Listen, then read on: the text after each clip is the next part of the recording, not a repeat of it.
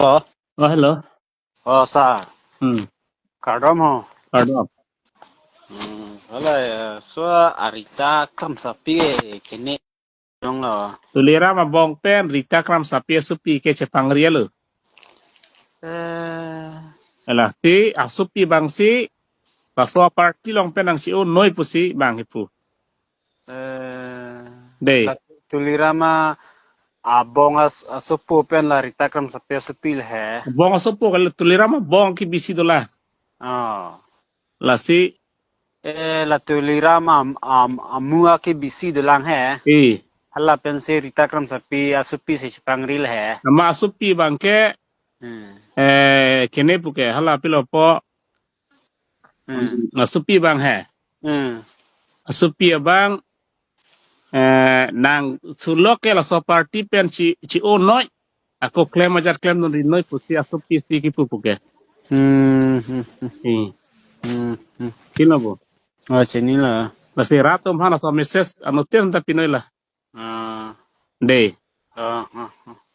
laket ate Hmm. tulirama nahang don elo puke Ah. pangriat masih nahang don lo ha Lala. eh Hmm. Hmm. pen La season Monday lidi. Ala batai sini litum dak batai sini ladang ni litum cintong along ha. i Ala women wenga nang seng cheng hut am ser along evang matila.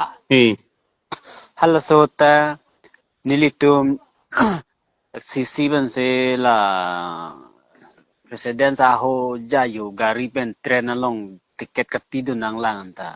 jo la son mati di Son sekai siso nang sekai la si wang nang ni son meni pun ni tim kala so ben sekai cipule. chow lo henan bang geli tolong pen la pen isi alam ako kachini tunang auto driver tum long pen ta auto tum hanta la PSL pen poisa hai Hmm.